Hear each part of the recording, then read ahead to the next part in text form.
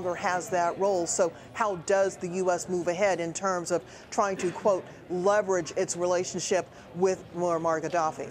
Well, what is the U.S. government doing? Because it says it's monitoring the situation. It says it's combing through the speech of Saif al-Islam Gaddafi to see if there's any clue of progress there. What is the U.S. government actually doing?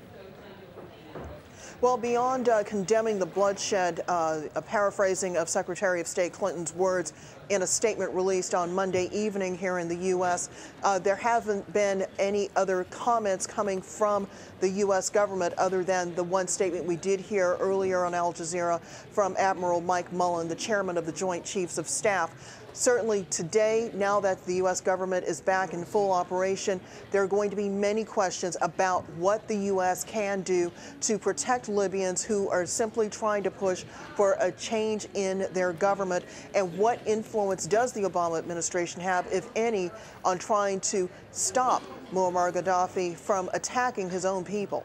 Well, that's the question, isn't it? Because there hasn't been a very good relationship between Libya and the United States, even though sanctions were lifted some years ago. I mean, those relations have been very slow to progress, haven't they? The relationship has been very slow to improve, mainly because of one situation, the Pan Am 103 bombing over Lockerbie, Scotland in 1988. This is a situation that has really kept Americans from fully embracing Libya, because not only were 168 people killed in that attack, but also because of what they perceived to be as Libya's intransigence in allowing the case to be prosecuted. And then perhaps most recently, the return of Mr. al-Megrahi to Libya, ostensibly because he was terminally ill with cancer and was expected to die within months. Well, that's been almost 2 years on, and Americans are wondering, were we in some way hoodwinked in being coerced or persuaded to go along with the British decision to let Mr. al-Megrahi return to his homeland? So that is very much the big reason why the U.S. has not fully embraced Libya, despite the warming of relations. OK, Rosalind, thanks very much indeed for that. Rosalind Jordan in Washington, D.C. We'll hear more from her a little later on. Well, Al Jazeera, as Rosalind was saying, has spoken to the U.S. Joint Chiefs of Staff, Admiral Mike Mullen. He says he has been surprised by the speed of the recent developments in the Arab world. Well, I think the events in each country have been up to the people of that country. That's what you see. And certainly you saw that in Egypt, you saw that in Tunisia. We see that today in a place like Libya as it continues to evolve there. And from the standpoint of determining their own future, of meeting their needs in the future, that is principally up to the people in each country.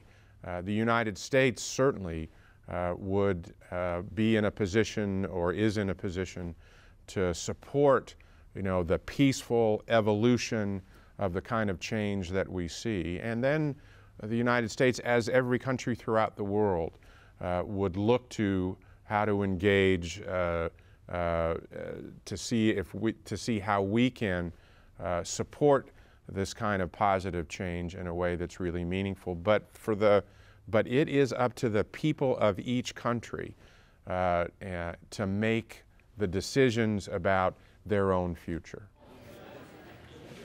OK, we're looking at pictures coming out of Libya. These are being broadcast on Libyan state television. What you see there is a crowd of pro-Gaddafi supporters. They're holding up pictures of Muammar Gaddafi, and the strap at the bottom is saying that Gaddafi is going to speak soon. We don't know when those pictures were taken. We're told that they're in Green Square, but they're certainly showing Gaddafi supporters. And if and when Colonel Gaddafi does speak, then we will, of course, be bringing you his words here on Al Jazeera. Now, at least 65 people have been killed in a 6.3 magnitude earthquake near the New Zealand city of Christchurch.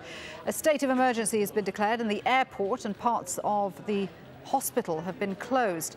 Gas and power have been cut, and residents are being advised against drinking the water. The epicentre was 10 kilometres southeast of the South Island city, just 5 kilometres underground. The port town of Littleton was badly damaged. Tremors were felt more than 300 kilometres away in Dunedin. Azhar Sukri has more. Part of a building collapses, narrowly missing some pedestrians. And a house-sized boulder crushes another structure. The floor is trembling. New Zealand television captured the moment the quake struck the country's second biggest city of Christchurch. These pictures were recorded during one of the many aftershocks which badly damaged the city's cathedral. Residents described the terrifying moments after the quake struck at lunchtime and their attempts to escape damaged buildings. Down and landed into the third floor and kind of didn't really know what happened, and then I heard some people screaming out which were on the second or third floor and managed to pull them out. It's the second time in 5 months that Christchurch has been rocked by a powerful quake. September's magnitude 7 earthquake caused widespread damage, but no deaths. While this event wasn't as powerful, it was closer to the city, meaning it caused worse damage. I don't think we can go past the fact that we may well be witnessing New Zealand's darkest day. Broken water pipes flooded many streets, and power and telecommunications have also been badly affected. Some services are slowly being restored. Several buildings caught fire and helicopters were used to try to put them out. Emergency workers are trying to free many people trapped in vehicles or under buildings, but the rescues are reportedly stretched to their limit. Christchurch residents were still rebuilding their lives and businesses after September's quake. This latest tremor has knocked the city back yet again. Azhar Sukri, AlJazeera. OK, well, let's go back to the events in Libya, our top story. A lot of fast-moving events there. Let's speak to our guest in the studio, Ibrahim Jibril, who is a Libyan political activist. Ibrahim, we are waiting for the United Nations Security Council meeting. We've also got an Arab League meeting coming up. What can we expect from the international community, or what would you like to see?